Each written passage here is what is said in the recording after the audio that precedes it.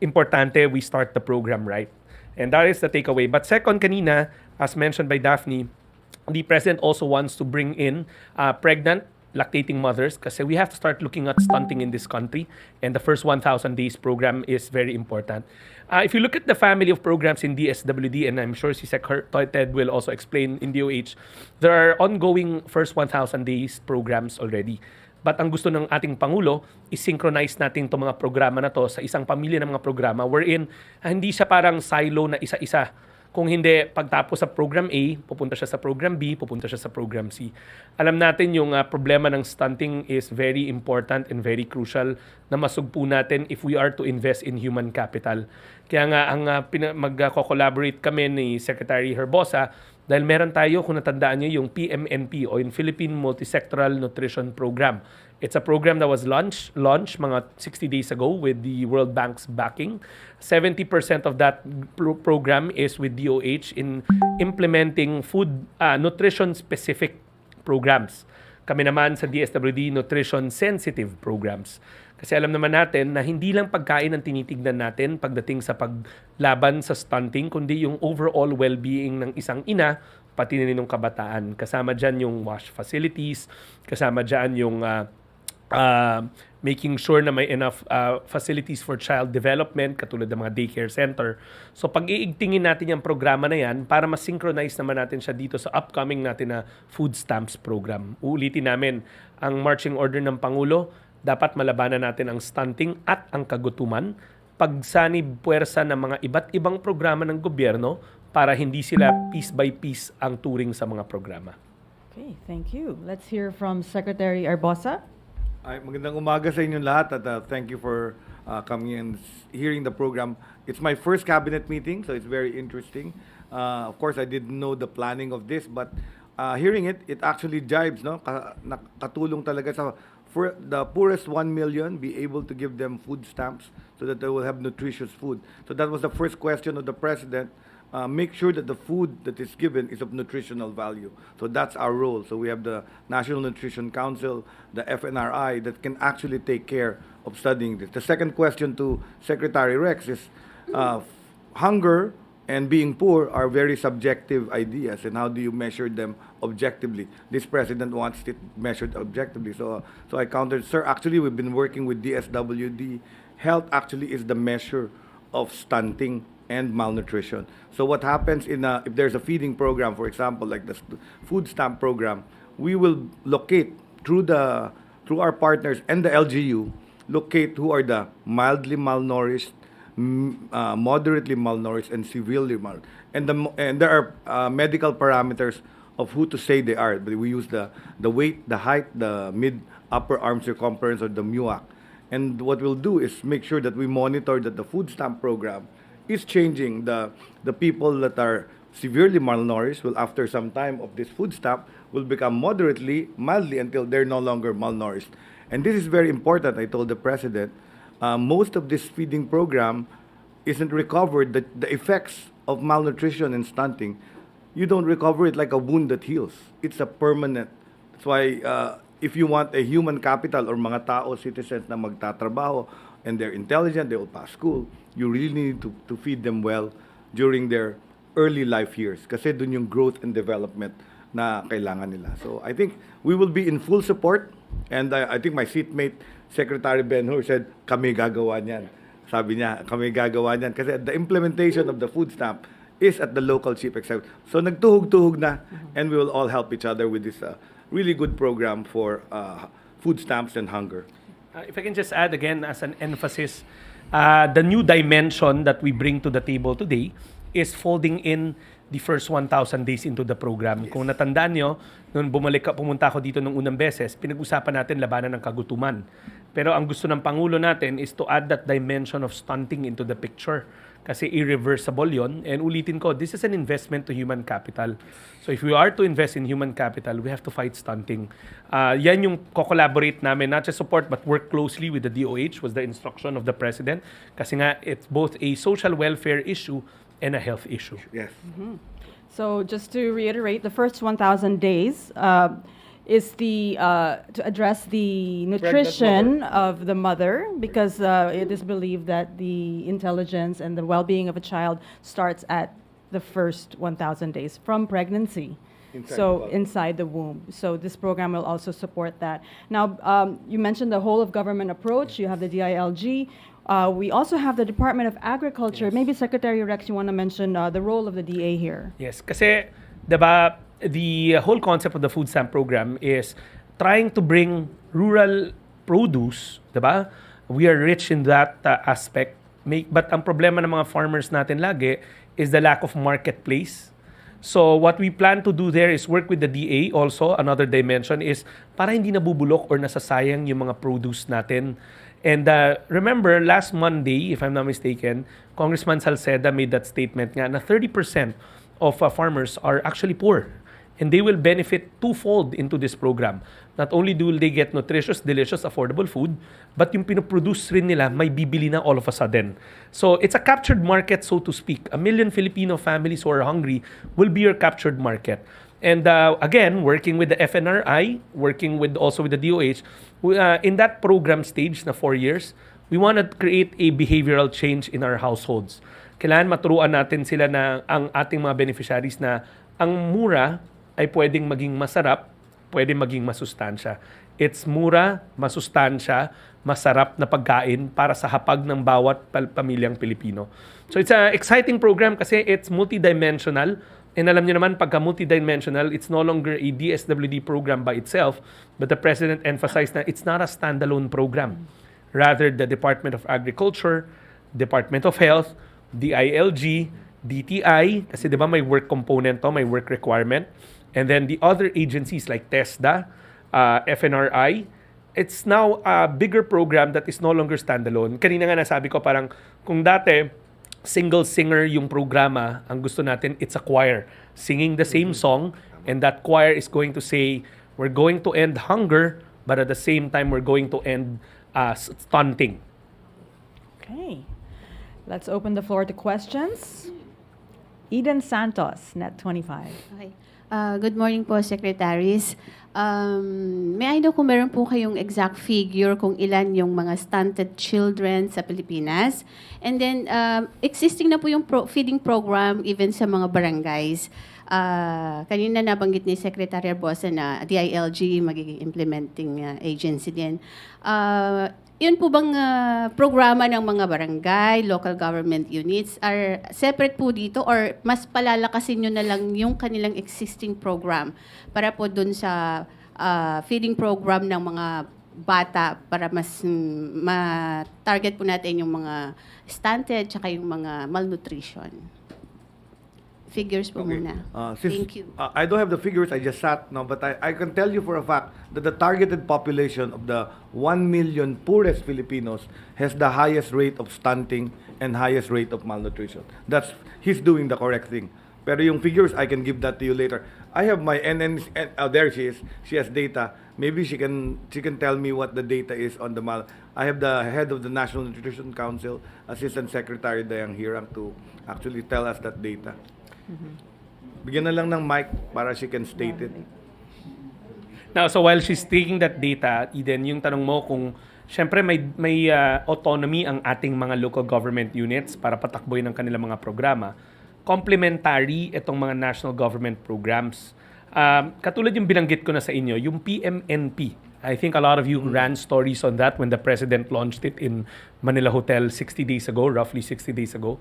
The PMNP is kasi yung mga karamihan sa mga programa natin are facility-based. Like yung feeding program ng DSWD, daycare age na yun eh. Ibig sabihin may assumption na yung bata, na-capture lang natin during pagpasok niya na. Ganun rin sa kinder all the way to grade 6 sa DepEd. So ang problema natin is yung first 1,000 days mula sa pagbubuntis hanggang sa pagpapasuso, yung lactating mothers, crucial yung period na yun kasi nga may mga studies that show na by the time na makarating sila ng daycare, yung stunting nangyari na. So irreversible na. Ang paradigm shift natin sa administrasyon na to, kung kaya ko sabihin siguro, yung attacking the problem doon pa lang sa first 1,000 days. For the longest time, di ba, marami sa inyo nagtatanong, ang dami ng feeding program. let's not get confused ha. The feeding programs, majority of the feeding programs natin, majority, I'm not saying all, sa national government are facility-based feeding program. Yes. Na-capture na natin sila, may naglalakad na yung bata, so to speak. Pero yung nasa sinapupunan pa lang siya, wala pa tayong ganun ka-aggressive na programa. And if I may boldly say, it is in this administration that we're going to tackle the problem even before they get to our facilities. Siguro I can give you the figure now, and I'm shocked. I'm really shocked. The stunting rates are for ages 0 to 23 months old. It's 21.6%. That's 1 in 5 children. It's actually very high. For under 5, it's 28.7. So a third. That's high. I'm depressed now. Oh, don't be depressed. I'm a doctor, so when I see figures of people, when you go to the doctor and you Eden, I show their think lab results, if I can we really just- need to do this. Yeah, if I can just add again, people may ask what happened to all the feeding programs? How come the numbers are the same? That's why nga, I have to, si Sec Ted can explain Yeah, I'll explain na that. most of our programs are facility-based programs. Probably at the daycare age of 3 years old or 4 years old before government comes into the picture. But there are successful LGU programs like the one that Sec Ben-Hur ran when he was a mayor Yes. in Mandaluyong, wherein they track down yung mga lactating and pregnant women. So those were programs that we may scale up now. And through the PMNP, at the same time, through working with Sec Ted, and ako, I can just speak for the DSWD. Remember, we have city links and municipal links. Sila yung mga hindi nagbabantay, nagmo-monitor sa ating mga 4-piece beneficiaries. So ang gagamitin natin sila ngayon to track down all our pregnant women and lactating mothers so that we can scale up the program ng LGU ng Mandaluyong. So that the necessary inputs are given at the first 1,000 days. Siguro I'll add to that. No, the President wanted a more cohesive approach to this problem of hunger and addressing the poor. And he was asking, I don't want duplication kasi nga baka paulit-ulit lang yung ibang agency nag-feeding program. Meron sa LGU, meron sa DepEd, meron sa DSWD, meron sa DOH. So we're trying to now put them all together in one unified life stages approach. So yun ang pinopose ko sa President. I think the way to approach this is a life stage and umpisa doon sa buntis. In fact, doon sa buntis, ang comment ng President is, who's taking care of the pregnant teenager? Who needs to understand what micronutrients to take when they're pregnant, what type of foods to eat. Wala eh. So that's another thing that's been parang nautos na rin sa akin, and that's gonna be the Department of Health activity. Second, pagdating mo sa, when they're walking na and they can go to daycare, that's the SWD. Then when they go to DepEd, the one that feeds them is, when they go to school age, the DepEd feeds them, may feeding program. Pero ang partnership namin, we're the one that measures the health status. Sino yung batang i-feed sa school age? Sino yung batang i-feed sa daycare? Kasi hindi naman sila lahat malnourished. But I see dun sa statistics, it's about 20%. So 1 in 5 kids I need to feed properly with correct nutrients. So ang sabi ko sa President, pag duktong-duktokin natin yan parang barbecue, safety net yung huli. Kasi yung sa school age, which is the emphasis before of the past administration, huli na ang brain development. Kaya mababa ang IQ ng mga Pilipino. So naalala niyo yung statistics yun, naiinsulto tayo dahil mababa. Kaya pala, ganun pala. And the best answer of this is the first 1,000 days coalition. Because brain development starts in the womb. And then it continues with mandatory breastfeeding. If I'm feeding the mother correctly through the voucher program or the food stamp program, makakakain si mommy, mabe-breastfeed niya yung baby niya up to 6 months, and by the time the baby is more than 6 months, kaya na ng oral feeding yun, they should also get nutrients. Mataas din yan So for the pregnant, the nutritionally at risk, that means payat na sila. They were malnourished even before they got pregnant. Teenager in this socioeconomic level is 16.4%. That means, and if all of you have been pregnant before, you're actually feeding 2 people. That's why you're advised by the obstetrician to take this and what food to take. But our people need education on this, health education, and then they have to be watched. Their weight is actually followed. If you're in the higher socioeconomic level, they can visit the obstetrician all the time. But the poor can't do that. So we end up with kids that are born already stunted, low birth weight at the time they are born. And then when we go, and the focus in the past had been the school age. Brain development stops after that. Brain development is like the first 7 years. You fully develop adult brain already by the time you go to school. So even if I do feeding, the damage has happened. So I like the fact that Rex likes the first 1,000 days. Sa buntis pa lang, papakainin ko na siya ng tamang nutrients. Actually, hindi lang food yun eh. It's about the micronutrients, folic acid. Napansin nyo, ang vitamins ng buntis, iba sa vitamins na ordinaryong tao. Kasi nakapasok na doon yung folic acid, iron, and several things that the baby needs. So, and we're going to make sure that all pregnant women, whether they're teenage, unplanned pregnancy, should be able to get. And I think that's the message I think I'm asking from the media. Kasi most of these unplanned pregnancies, nakatago yan until lumabas ng malaki yung tiyan. By that time, nag-develop na yung fetus, huli na naman kami. And may tax na naman yung aking kasama. They're saying that the food insecurity prevalent, that means the amount of people that cannot eat the right food and have moderate to severe, yun talagang wala talagang makain. Ha? Totoo yan? 33.4%. That's high. And these are facts. These are Philippine data. This is our PSA submitted data to, no ma'am? So, yeah, this is the National Nutrition Survey, which is done regularly several years. So this assesses the nutrition part. So I'm glad this president and the Secretary Rex are focusing on food stamps and hunger because I will have less problems in health. Kasi tandaan nyo, nutrition is related to wellness. That means, ito rin yung mga batang magkaka-TB, magkaka-bronchopneumonia, ma-hospital. So if I have good nutrition in children, hindi mapupuno ang ospital kasi malulusog yung mga bata. Makakapasok sila sa eskwela, gagraduate sila ng K-12. Pwede silang magtrabaho at hindi sila sakitin. Siguro kayo may mga kasama sa trabaho na sakitin, laging absent. Baka sila nandun sa statistics na minention ko. So it's really very important. And I heard the President clearly say, he wants this solved. He wants this problem solved. Sected, I just want to drive the message of the president earlier when he said that this an investment in nutrition, especially in the first 1,000 days and in the feeding program, is an investment in our future because when we have the children who are properly nourished, they grow up and they go to college. Yeah. They have the capacity, the brain capacity to further their education and have better jobs, and this eventually will benefit our economy. So this is in keeping with the Philippine Development Plan and how we want to develop and be progressive. Okay, Definitely, we always say in the department now na whenever we talk about investment, it's not just gravel and sand. Hindi lang siya puro infrastruktura. But rather what the President is saying is human capital is an investment to human capital is probably the best investment we can make. So that's the thrust of the morning's meeting, investment in human capital. By the way, nagpaalam ako sa byline kasi ng DSWD, bawat buhay mahalaga. Sabi ko, pwede ko bang gamitin din yan sa Department of Health? Gagawin kong Healthy Pilipinas, ... Bawat buhay mahalaga. Ganda. May tagline na tayo. Okay, Alvin Baltasar. Secretary, magandang umaga po. Para malinaw na lang, ano po ba yung magiging composition ng masusustansyang pagkain na isasama natin doon sa STAM food program in specific? We worked with, remember na pakita ko, I think we showed it early on, na kumonsulta ang DSWD sa FNRI, kaya kanang umaga nandun si Director Imelda ng FNRI. They identified the components, 50% carbs, 30% protein, 20% fats, no healthy fats.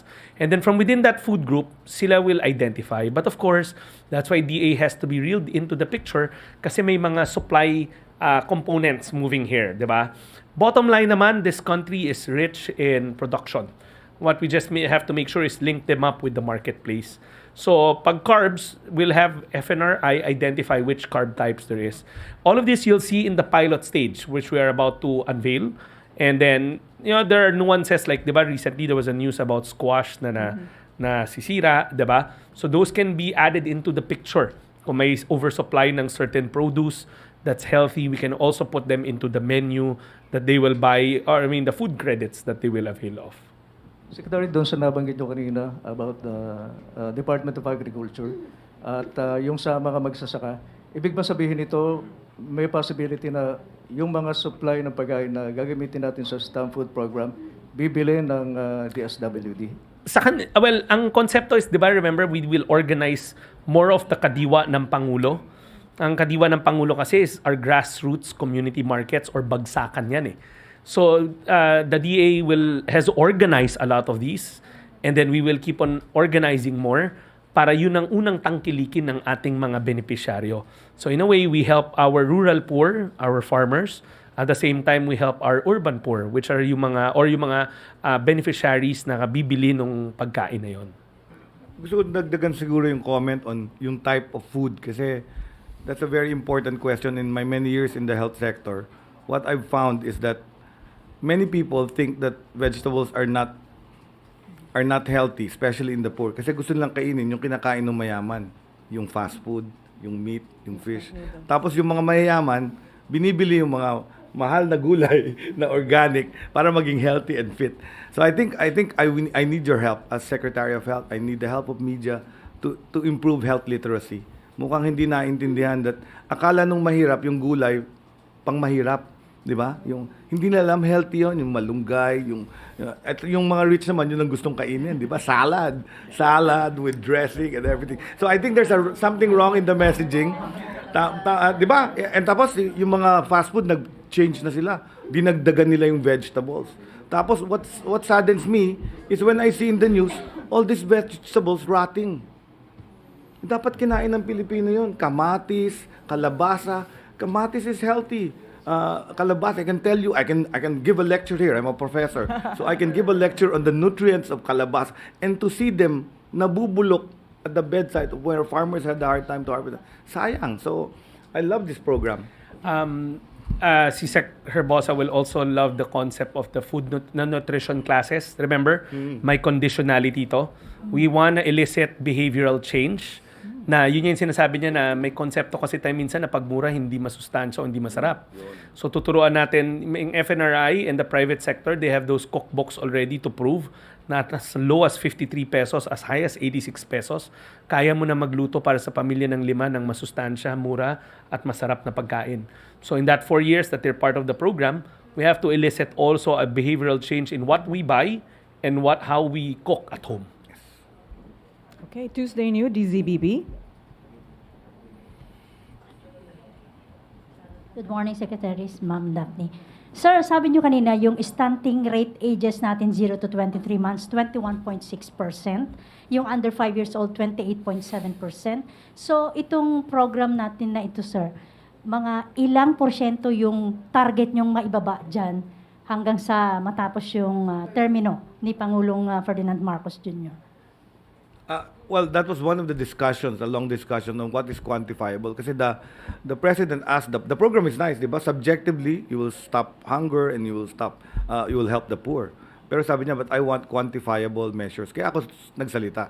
Sinabi ko, actually sa health po na pupunta yan. So mag-uusap kami ni Secretary Rex. We will, of course, promise what is doable. Kasi depende yan, pilot pa lang tayo eh.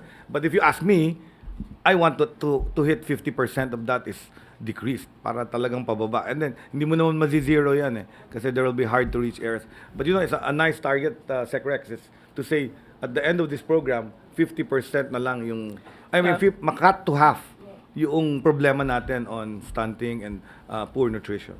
Tuesday, let me just qualify again some more. Stunting cannot be eradicated overnight, but we can start it. To layer the program and isaddle natin siya na siya lang ang solusyon, I think is not the whole idea of tying down all the programs ng gobyerno to fight it.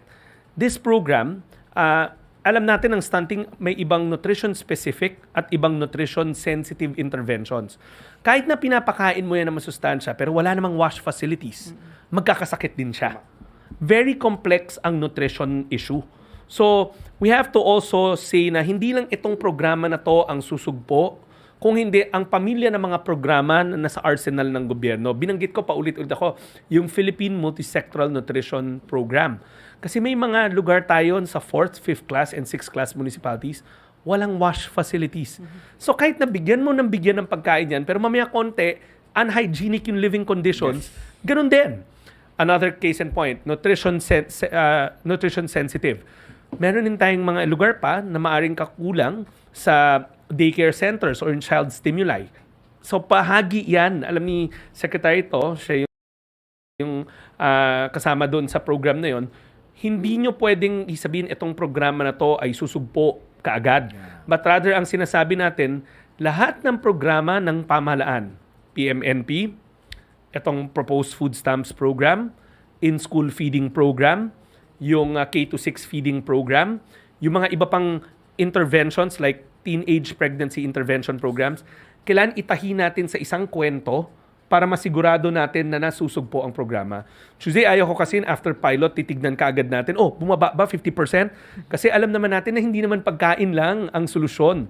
Pero may mga identifiable metrics na kaagad tayong makikita. At yan ang ipaubayan namin sa DOH. Pero ulitin ko ang nutrition, ang stunting is a multifaceted problem that requires multidimensional solutions. Tatagalugin natin yon. Malalim ang problema ng stunting, kailangan ng all-of-government approach para masugpo natin to. Gusto ko lang i-reiterate, no? The fight for hunger and nutrition is the number 2 priority of the Sustainable Development Goals of 2030. So, kasama yan sa global program for all the people in the world too, so that we can reach them. The other one I'd like to explain is baka hindi klaro. Bakit yung wash related dun sa food? Ganito yan ang tinuturo namin, hugas kayo ng kamay bago kumain. Siguro naman the poor, magkakamay yan di ba, pag kumain yan. Pero kung wala kang toilet facilities, nanggaling ka sa palikuran, kakain ka, anong mangyayari sa inyo? Magda-diarrhea ka. Once you have diarrhea, even if I give you nutritious food, it will not be absorbed. Patay yung program niya.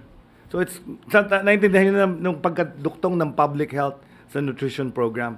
Even if, let's say, I go to places, walang running water, walang sabon, walang places to keep the food clean, I may be giving them food stamps, but they're having diarrhea, payat din yan. At stunted din sila. There's a GI tract problem that will create, but I won't lecture on that anymore. But suffice it to say, that this is really interconnected problem. It's a very complex one. Kumbaga sa Facebook, it's complicated.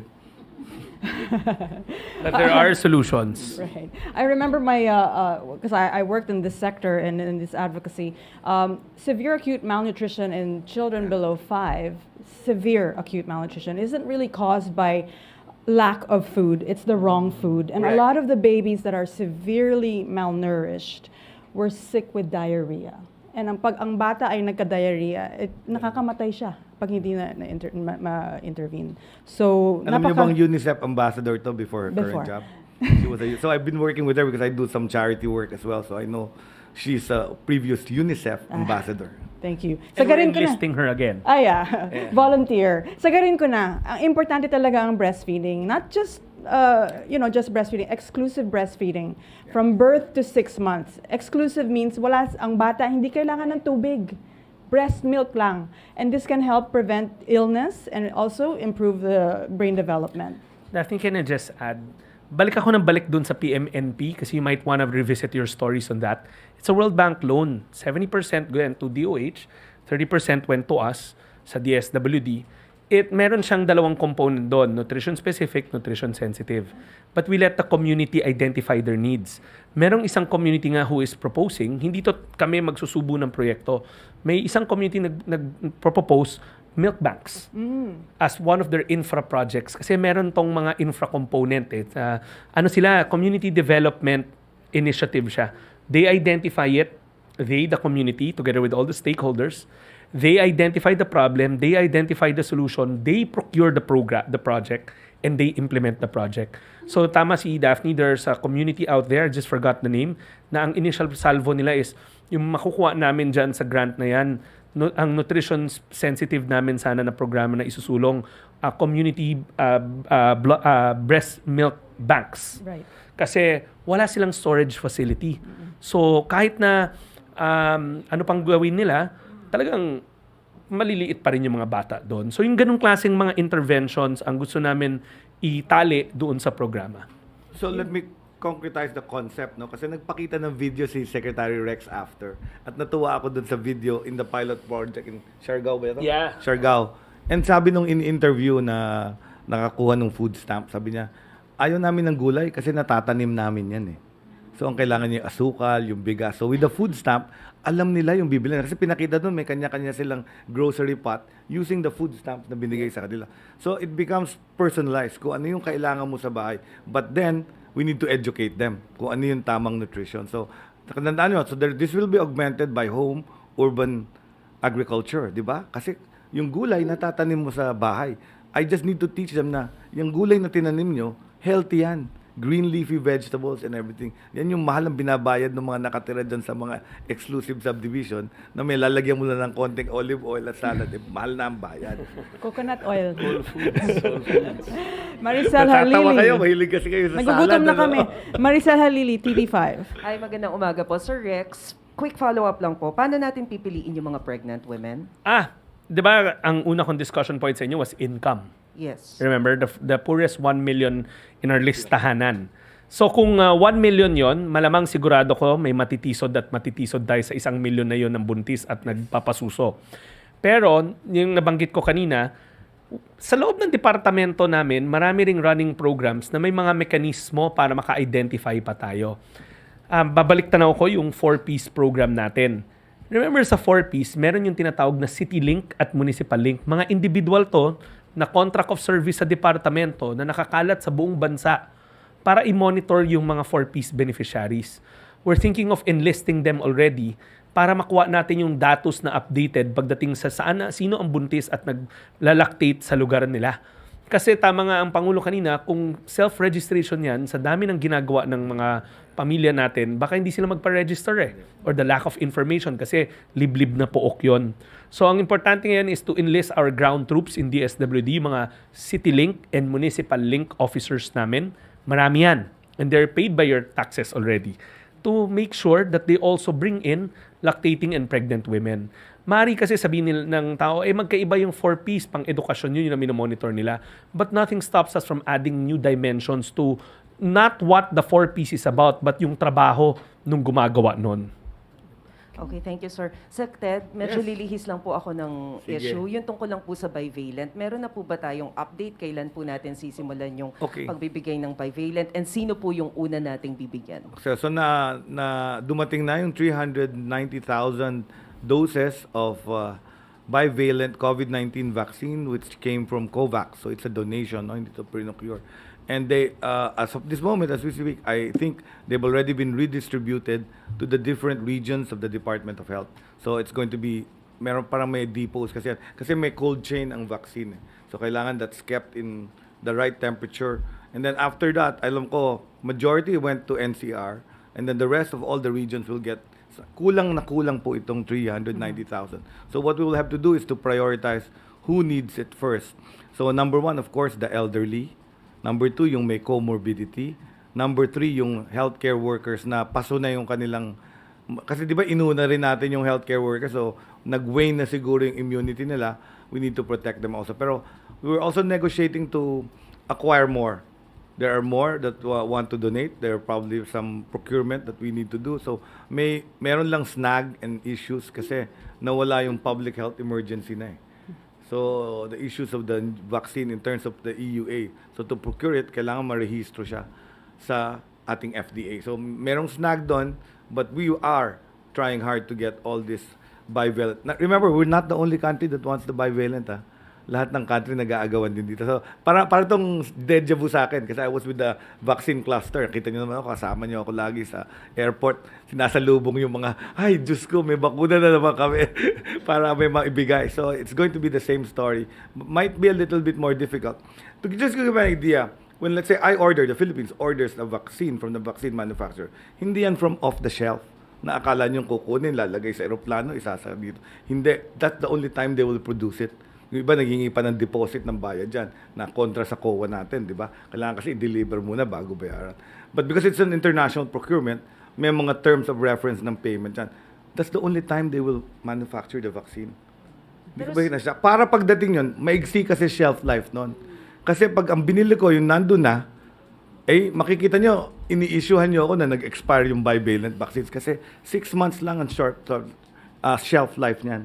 Wala nang gamit. So pag binili mo yan off the shelf, like this one, this donation, they end in November 23.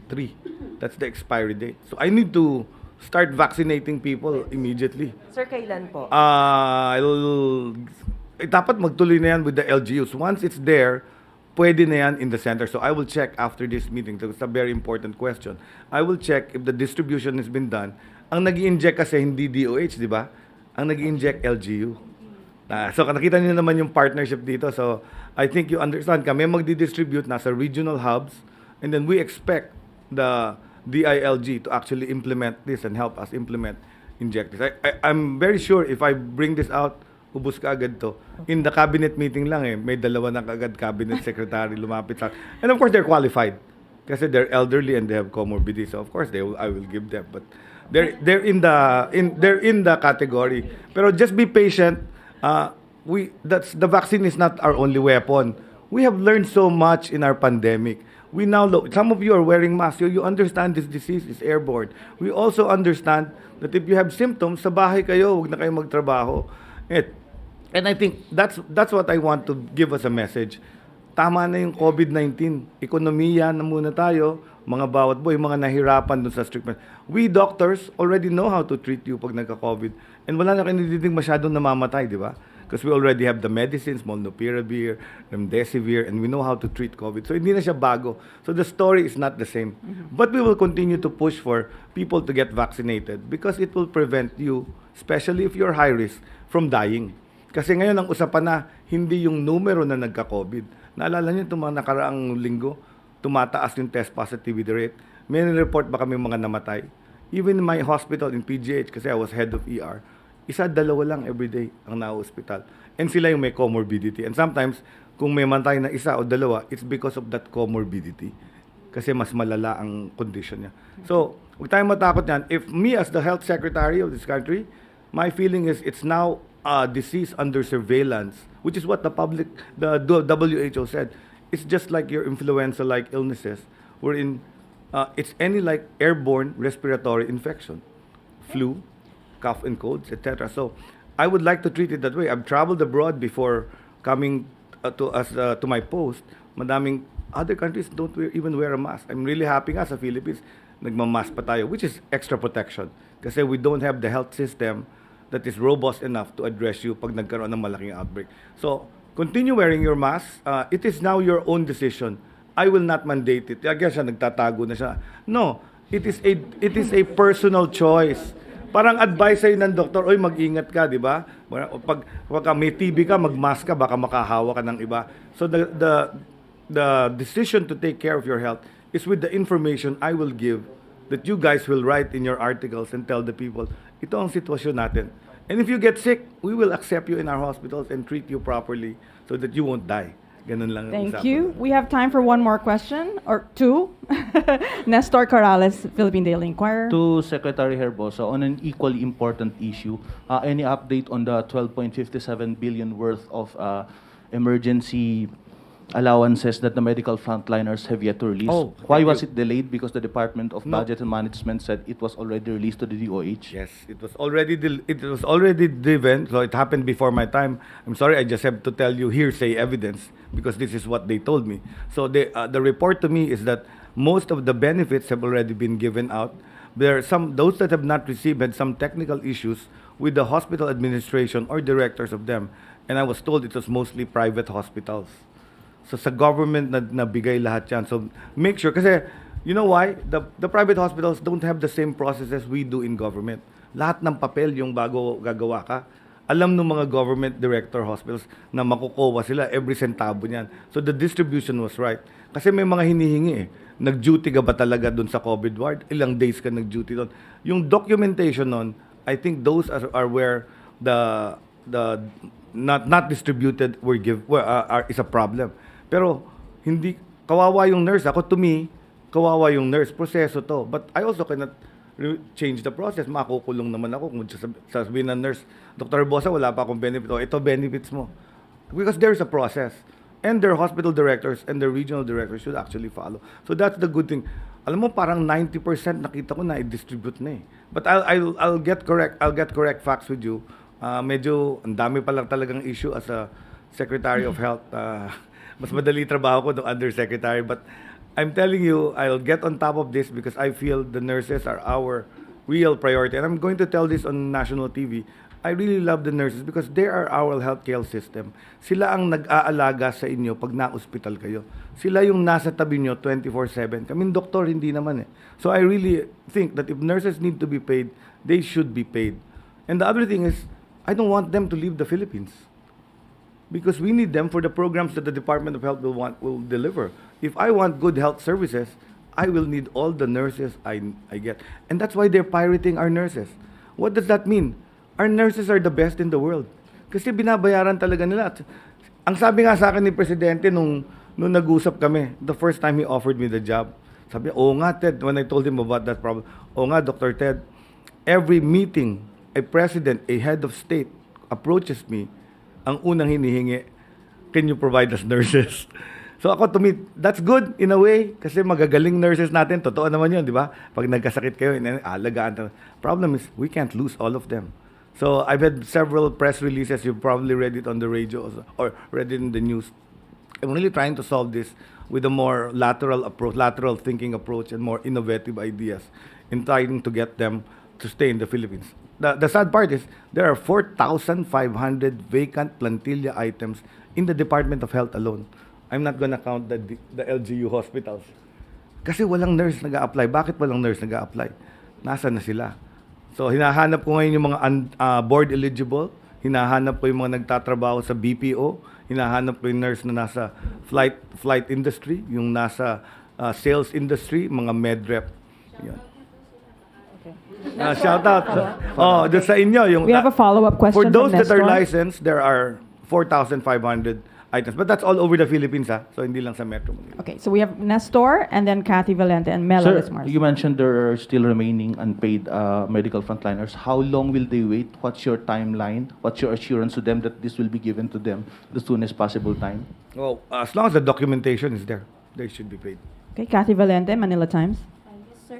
Good afternoon, sir. Kay Secretary Gatchalian po. Sir, update lang po sa ongoing food distribution sa Albay since the permanent danger zone has been expanded. Mas marami ng evacuees.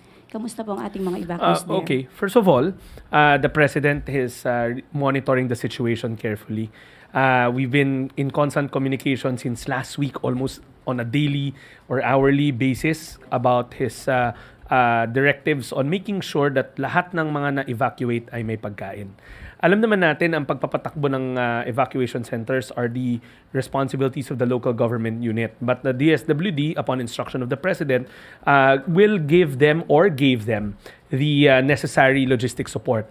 I was there last Saturday, met with Governor Grex Lagman, together with the 9 affected or will be affected LGUs to include the city of Legazpi. So ang naging agreement namin doon, the first 5 waves ng pagkain, a wave is 3 days. At that time, ang target natin, 8,000 families. That will be around close to 26,000, 27,000 na food packs na bigyan na natin sa kanila. So meaning, it's already with them. So the first 5 waves, they're covered na. You can do the math lang, medyo mahina ako dyan, but it's in here. 8,000 families yan, all in all. 5 waves already accounted for. So nasa kamay na ng mga local government units natin yan. 38,000, sorry, it's around 38,000 na food packs ang hawak na ng various local government units to include the provincial government. Now, bakit first 15 muna? Kasi yung next 6 naman na days, provincial government ang sasagot. So, sabi nila, we want to complement each other's resources rather than overlap each other's resources.